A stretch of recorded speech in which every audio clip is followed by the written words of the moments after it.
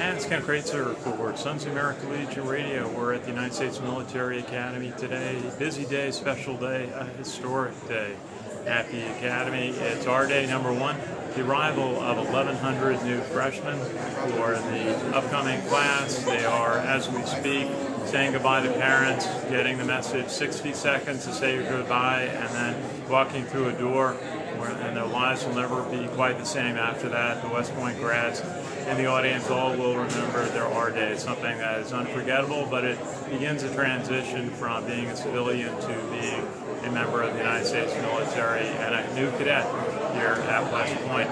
It's a historic day. It's the assumption of command for the new superintendent, Lieutenant General Darryl, who is a native of Alexandria, Virginia, graduate of 1983 class here at West Point, and has served all over the world. He served in South Korea, the 2nd Infantry Division. We have the West Point band, they're starting up, so we'll listen to them a little bit as we start the ceremony in about 10 minutes.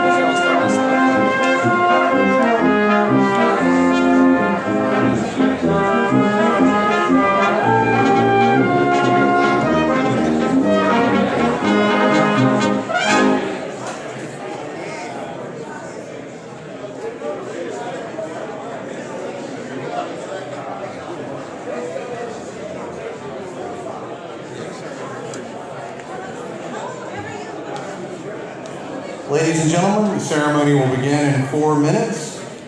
Please begin to find your seats and silence all cell phones and electronic devices.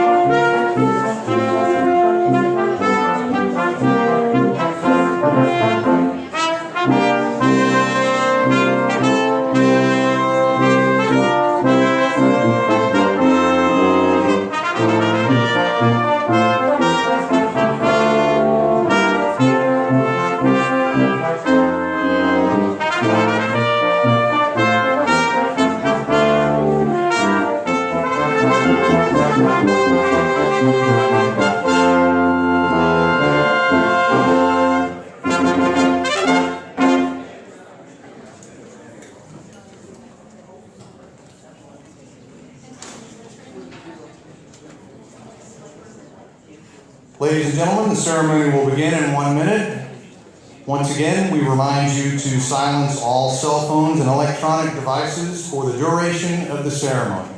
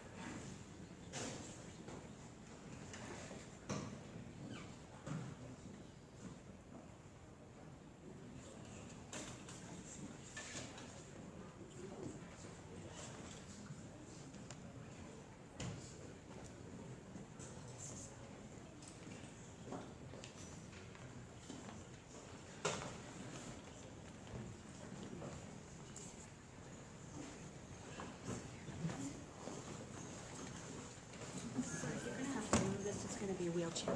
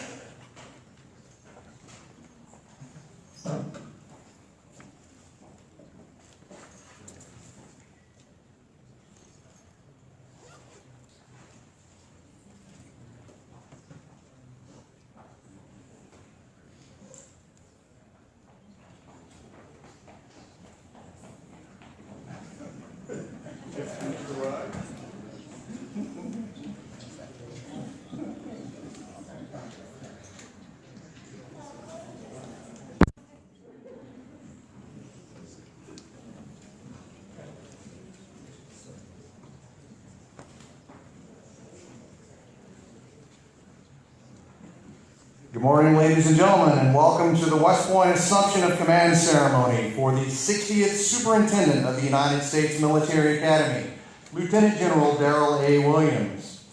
During the ceremony, you will be asked to stand and render appropriate courtesies for honors and our national anthem. It is appropriate for civilians to stand with their right hand over the heart, and for military members and veterans to stand at the position of attention. Please rise for the arrival of the official party, the playing of honors, our national anthem, and the invocation.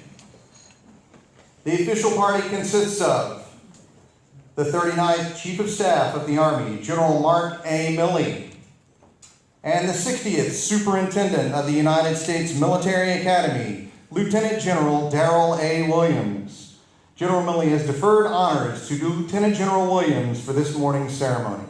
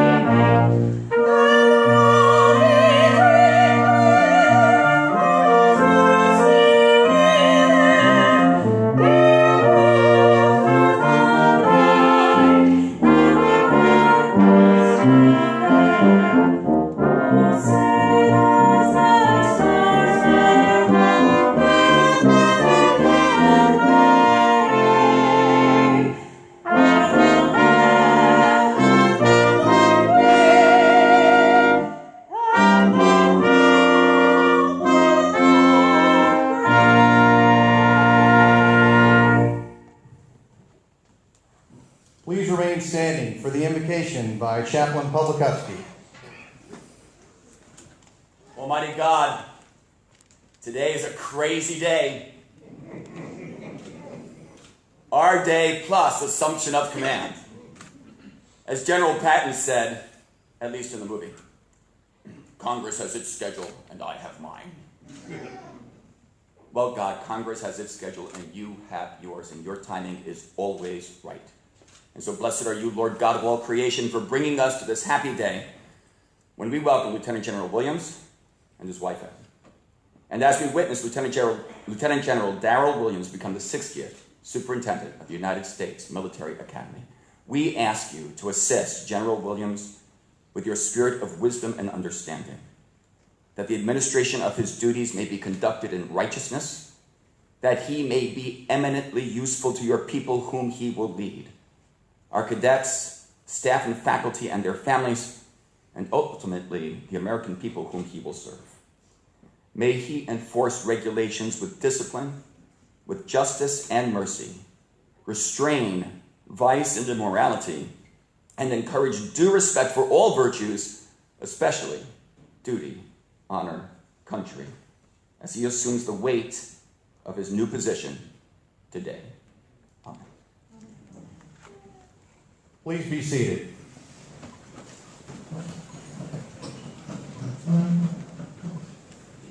A bouquet of budding yellow-red roses are being presented to Mrs. Williams from the West Point family as a symbol of a heartfelt welcome to West Point.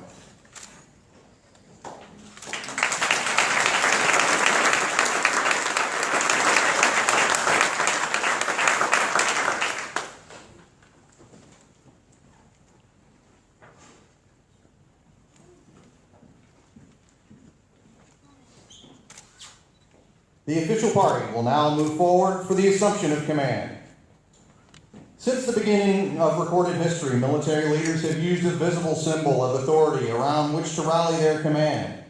The very soul of a military unit is symbolized by the colors under which it fights.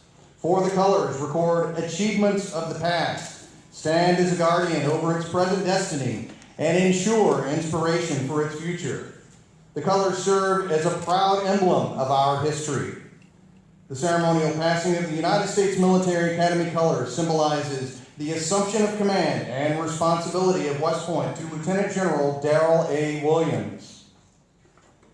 The assumption of command will begin as General Milley receives the colors from Command Sergeant Major Kenny. The passing of the colors from General Milley to Lieutenant General Williams represents the assumption of command of the United States Military Academy and West Point's senior commanding officer leadership position.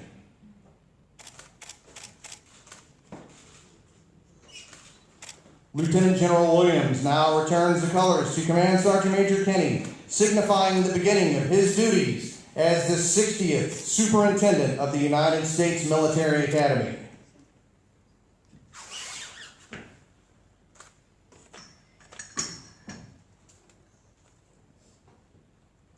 By authority of paragraph 2-5, Army Regulation 600-20, Lieutenant General Darryl A. Williams assumes command of the United States Military Academy and the West Point Reservation, West Point, New York, effective 2 July 2018.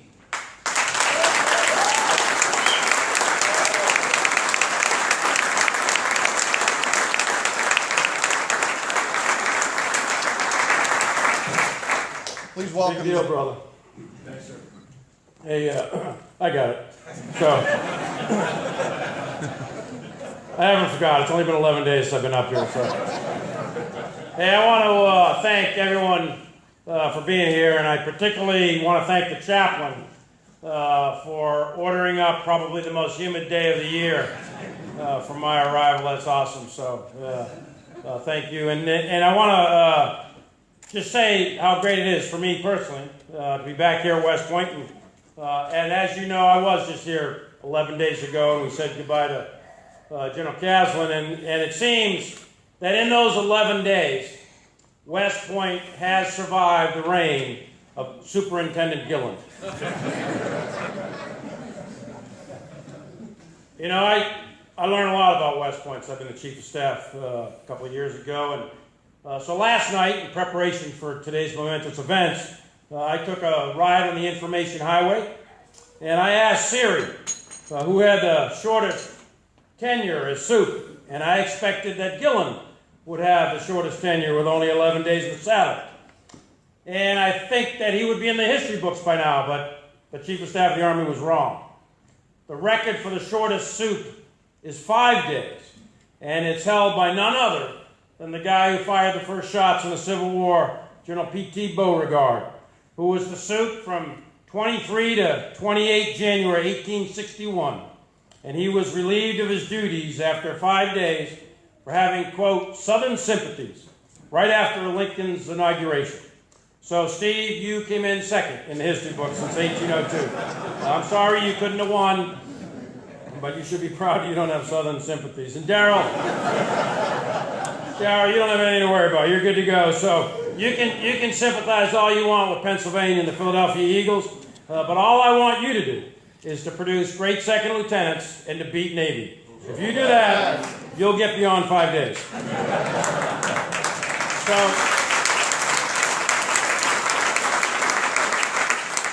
and I also, my learning up here at West Point is sort of, I'm kind of like a plebe up here, I guess. So today, as many of you know, and I welcome Senator Ernst here and her Sergeant Major husband. That's great. Rangers lead the way. And, of course, today is our day for all of the new cadets, the plebes.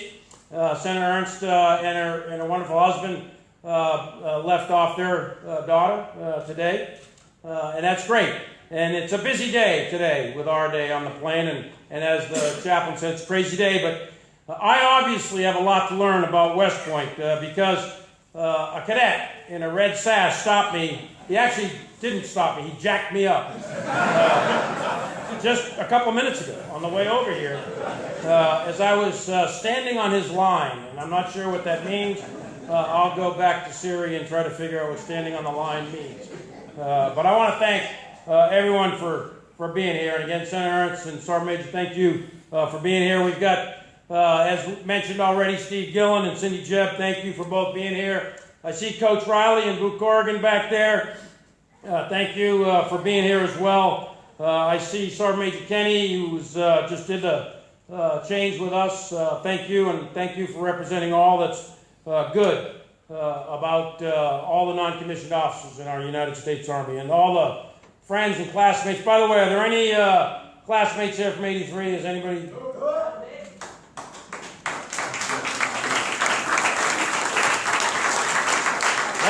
That was so unbelievably weak. Was there actually a class? I mean, wasn't your motto "proud to be 83" or something like that? Can you guys sound off a little bit? Oh, wow, that was pretty weak. Hey, 2 weeks ago we said goodbye to a great leader, a personal friend of mine, Lieutenant General, now retired, Bob Castle, after 5 great years as the Sup. And in the long tradition of the Army, and the Army song of caissons go marching along, today we turn the page and we welcome yet another great leader to lead this incredible institution as the 60th Superintendent of West Point, Lieutenant General Darryl Williams.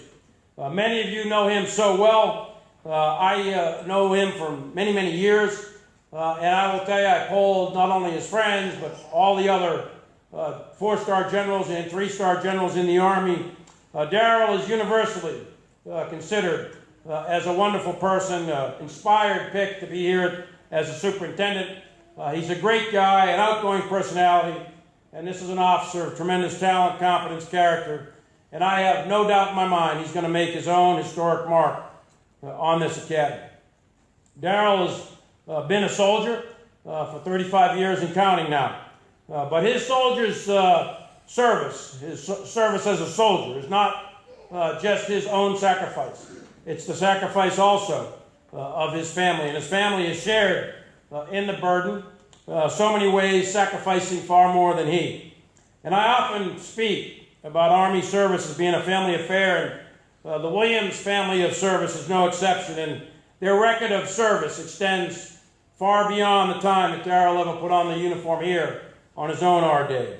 As Darryl's father, Lieutenant Colonel retired Lonnie Williams, served in Vietnam and couldn't be with us today for health reasons, but he was a combat engineer who served in Germany and Korea and 2 tours in Vietnam and, of course, in multiple installations in CONUS.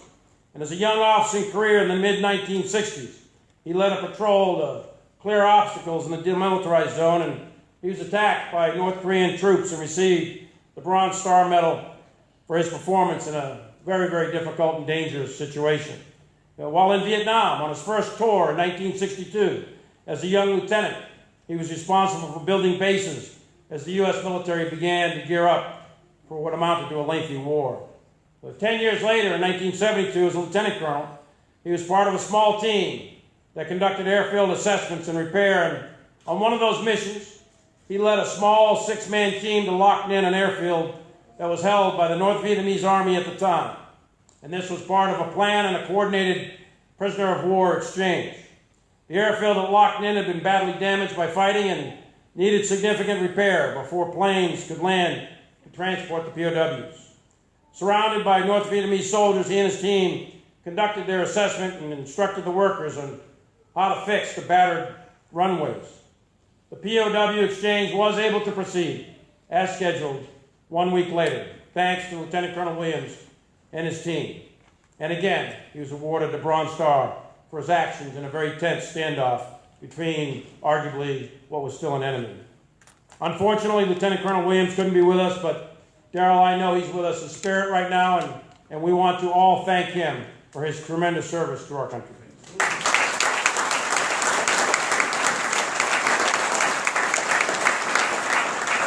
And Darryl's mother, Shirley, is here.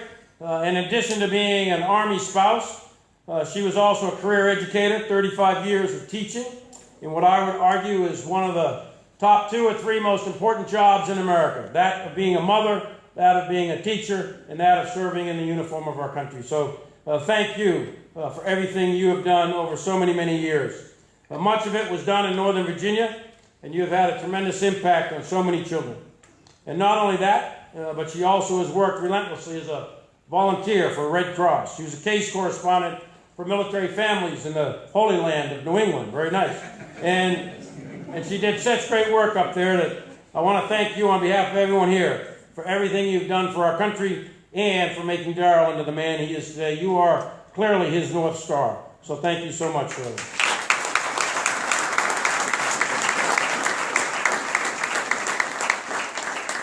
Darryl's stepdad, James Taylor, is here, and he also served in uniform, having served in Korea during the war, and then became a school teacher and principal after that.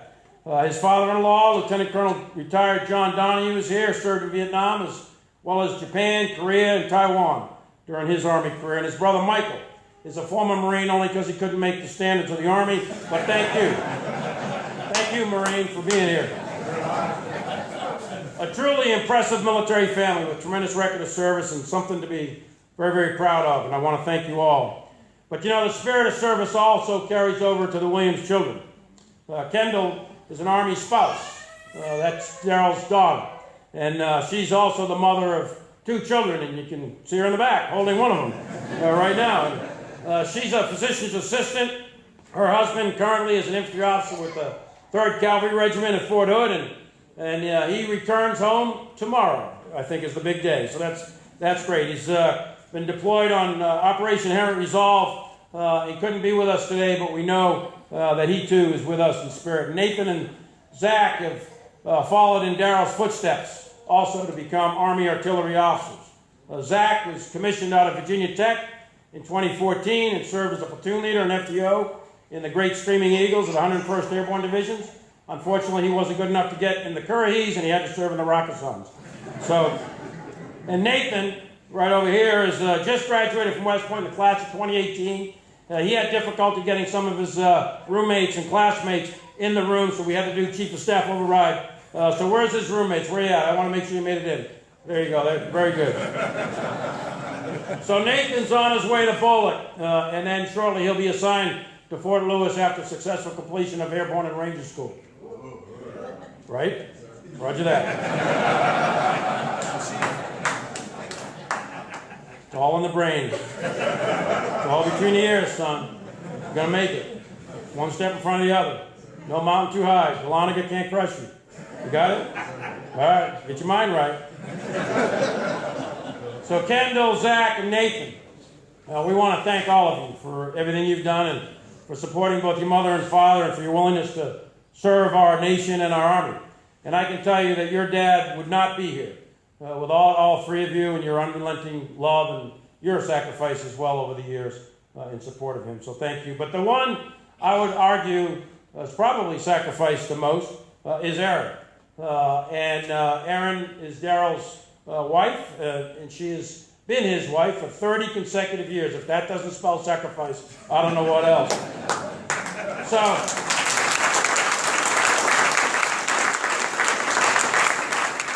she's not only raised 3 wonderful children, but she's made 17 family moves all around the world. And you know, it's tough for us as soldiers who deploy and sometimes you get into combat. But I would tell you that it's much, much tougher on our families as they change schools and jobs and friends and sports teams and so much more every few years. And at the same time, they're constantly worrying about their soldier. And if that soldier is okay, especially if they're in harm's way at a time. The stress on families, the stress on soldiers' families is enormous. And it has always fallen to the spouse to keep it together, to hide all of that anxiety and that stress, make life seem somewhat normal for the children, and to drive on. And Erin, no one has done that better than you. You've done that not only for your own family, but for the hundreds of families that you've taken care of in all of the units over the years that Darryl's commanded. You've led family readiness groups, you've volunteered countless numbers of hours, and you've maintained your commitment to our Army. So thank you, Erin, for everything you've done and you'll continue to do here at West Point.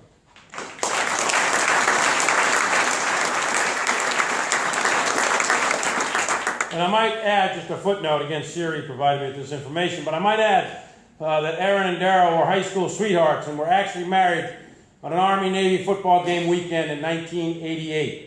And Army happened to win that day, 20-15. So I am told, and this is with good source information, actually it's from your son, that you're going to go ahead and retake your wedding vows this fall to ensure we beat Navy for the third year in a row.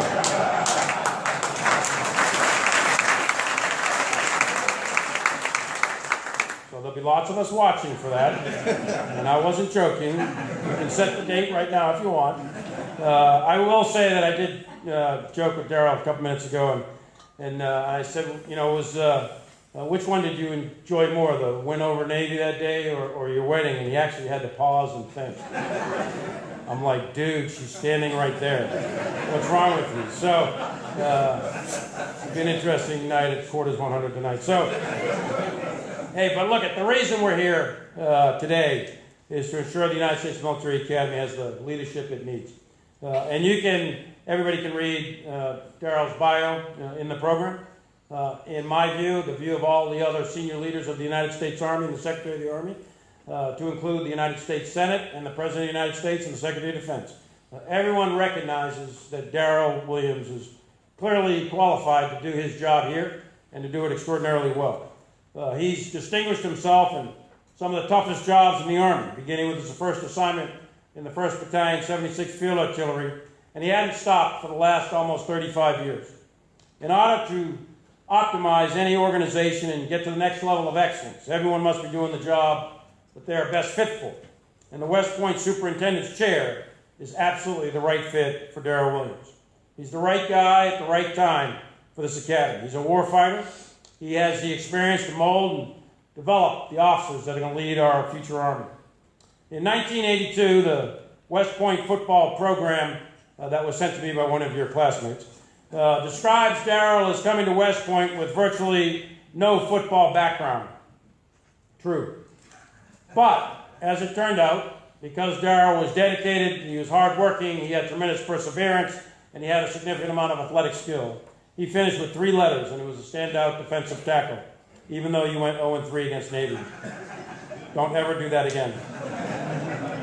So this time around, though, Darryl is coming to West Point with a lot of great background, and it's going to serve him extraordinarily well. He has 111 months of Green Tab command time, starting with an MLRS Battery Command and 18th Airborne Corps Artillery, where he served in combat and is credited with destroying an Iraqi infantry, armor, and artillery battalions.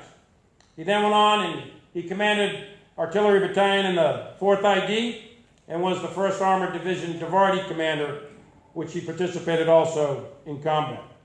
Additionally, he stood on the line as the DCG of 2nd Infantry Division in Korea, securing the peace along the demilitarized zone. He took care of our wounded warriors as the commanding general of our Warrior Transition Command. He commanded all of our Army forces throughout the continent of Africa and led the U.S. response effort to isolate and contain the Ebola virus in West Africa, thereby saving thousands, if not millions, of lives. And, of course, he's coming here from a key NATO 3-star command and Allied Land Command in Turkey. Between Korea, Iraq, Europe, Turkey, and Africa, Darryl has spent over a third of his time in service overseas with a truly impressive combat and operational record that very few can match.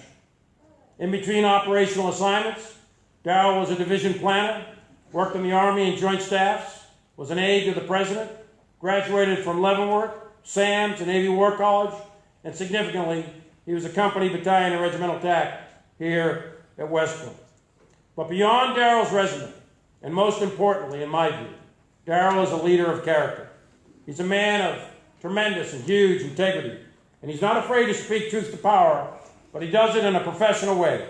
And he's a man of tremendous personal humility. Darryl understands where he came from. He understands how far he has come. He understands how to get knocked down, dust yourself off, learn from your mistakes, and pick yourself back up and climb the hill. It doesn't matter how hard the challenge is, Darryl Williams is up to it. He crosses the river regardless of how wide. He crosses the mountain no matter how high. Darryl Williams is a guy who does not fall in love with himself. when he crosses and passes a mirror. He's the kind of guy, in my view, who can walk with kings and keep the common touch. He's exactly what we need in the next superintendent at West Point to continue the great legacy of Bob Caslen that the Academy has. And he's exactly the right guy for this school at this time. West Point is extraordinarily privileged, extraordinarily fortunate to have Darryl Williams here as the 60th superintendent. So Darryl, I have 3 pieces of initial guidance for you as you assume responsibility for the long gray line. We'll have many, many more conversations in the months to come. First, uphold the traditions of duty, honor, and country. They are the bedrock of this academy, and they form the core, the C-O-R-E, of the entire Officer Corps of the United States military. Continue to instill in our young officers those core values, and those will guide their decisions as they lead America's sons and daughters in the crucible of ground combat, as this institution has done since 1802. Stay true to West Point's mission to educate, train, and inspire. Prepare them to lead our Army. Produce great warfighting lieutenants who will rise and lead our Army well into the next 4 decades. Give our future leaders the skills they need to be technically and tactically competent and to develop others to do the same. And foster the values that support the ideas that you and I and every soldier, NCO, and officer of the United States Army have sworn to fight and, if necessary, to die in order to protect.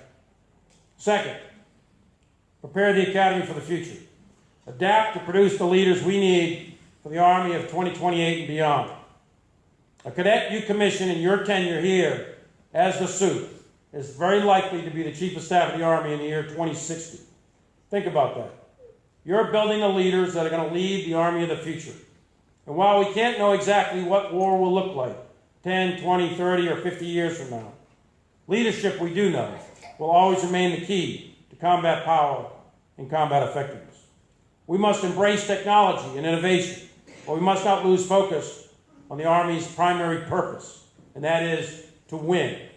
We don't go to war to participate. We don't go to try hard. There's no place in combat for second place. And we must use the ideas of the best and the brightest to put ourselves in the best position to fight and win this nation's wars of tomorrow, next year, or 50 years from now. And that, Darryl, is what it's all about. It's all about winning on some distant and violent battlefield where the character of war is changing before our very eyes. Artificial intelligence, robotics, cutting-edge technologies are going to transform how we fight. Therefore, we must ensure that we develop our leaders to anticipate and understand those changes. In order to do that, we need a SUP with the wisdom and the vision to understand where the field of conflict is headed and to adapt the Academy for the Army of the future. Darryl, in my view, you are that leader. And third, and my last piece of guidance, beat Navy. You think I'm kidding? I am not. You don't want to be like P.T. Beauregard.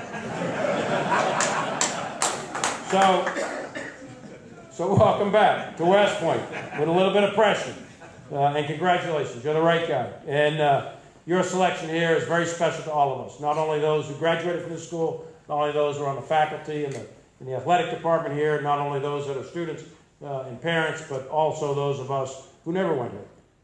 This is a special place for all of us in the Army, and you're a special person, and you're going to do a wonderful job. So lead this institution, develop the core, and continue to provide the leadership that America so richly deserves. By the way, refresh yourself on a few things. Refresh yourself on memorizing the definition of leather, which I understand is important up here for some reason, and exactly how many gallons of water are in some pond around here. So I don't write this stuff. So, but also the other thing too, Caslen told me to remind you to go ahead and practice multiple iterations of the rocket. Gillen can tutor you, but I'm sure it'll all come back to you very, very quickly. Welcome back to West Point. You are now the 60th superintendent of this great institution that has national importance, and you're going to be decisive to the future of our Army and our nation. Well done, Darryl.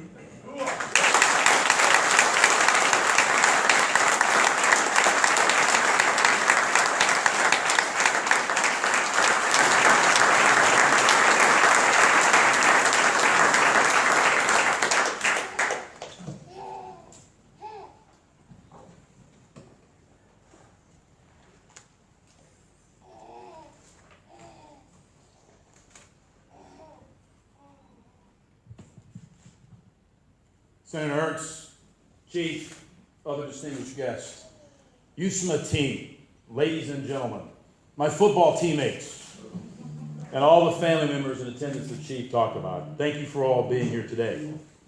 General Milley, sir, thanks for the great words, and I appreciate the trust and confidence you and Secretary Esper have in me in nominating for this assignment.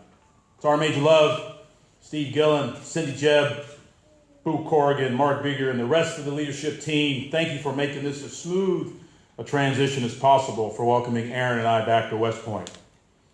We want to publicly express our thanks to Bob and Shelley Caslin for their leadership of the Academy over these past 5 great years.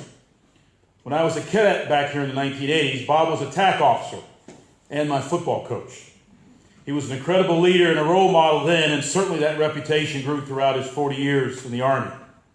West Point, as a leader development institution that prepares future Army leaders to fight and win anytime, anywhere, flourished under General Caslin's humble command style. Our Academy and most certainly our Army are better because of his wisdom and leadership. Please join me in a round of applause for him. Maybe you'll hear it in Florida.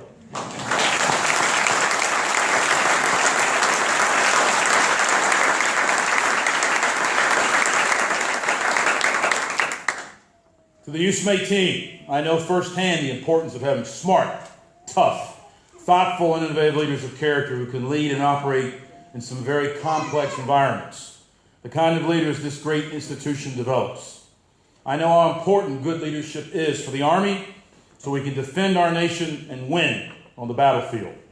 So the work we do here to train and develop leaders is crucial to that end, and the importance of our work here to the Army and nation cannot be overstated. I've seen the tremendous work this team does and the young officers I've had the privilege to lead and see in action as they lead and live honorably from the front. And closer to home, I've seen your tremendous work manifested in one brand new second lieutenant who also gets to call me Dad. So on a personal note, thanks for taking care of my youngest these past 4 years. I truly appreciate what this team does, and I'm honored for the opportunity to lead such a group of outstanding Americans. And I look forward to getting to meet all of you all in the days to come. While today may mark a new chapter for West Point in terms of its leadership, know that the essence of our mission and our number one focus remains constant. Developing the leaders of character who are committed to the values of both the United States Military Academy and, more importantly, the United States Army. Who are ready to lead America's sons and daughters in the crucible of ground combat, and who know what it takes to fight and win. Over the next several weeks, in close coordination with our Army senior leaders, I'll develop and refine leadership priorities and areas of focus. But for now, my intent is clear. Pick up where General Caslin left off as we continue to develop leaders of character to the high standards our nation expects and the profession of arms demands. So in that spirit, we have about 1,200 or so young men and women who are, as we speak, taking their first steps on that journey towards becoming leaders of character, who are looking to us to lead, guide, and develop them along that journey. So let's get to work. All policies and procedures remain in effect until further notice. Be Navy.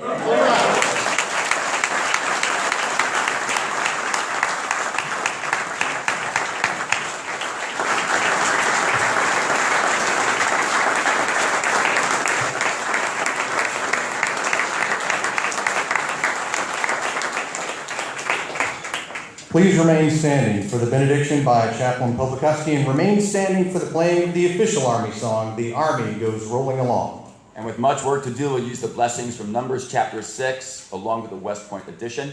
If you care to join me with an amen, if you watch me, you'll know when to say it. May the Lord bless you and keep you. Amen. May the Lord smile upon you and be gracious to you. Amen. And may the Lord lift up his countenance upon you and grant you his peace. Amen. And as always, God, beat Navy. Amen.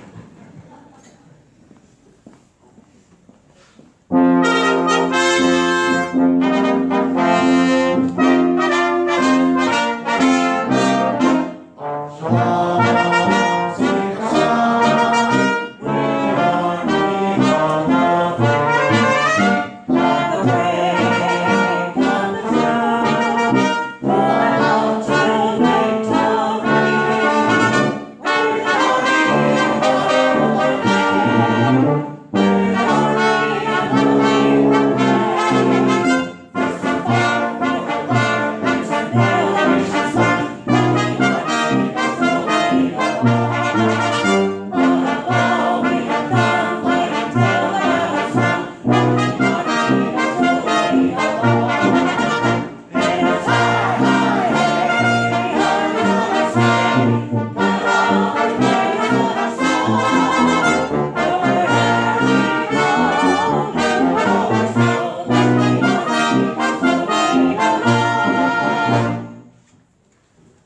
Ladies and gentlemen, this concludes the ceremony. Lieutenant General and Mrs. Williams invite you to join them in the receiving line in front of the colors and attend their reception in the reception area next to the stairs. As you depart, the West Point Brass Quintet will perform Army Strong in honor of the Williams family. Thank you for attending today's ceremony and enjoy the rest of your day.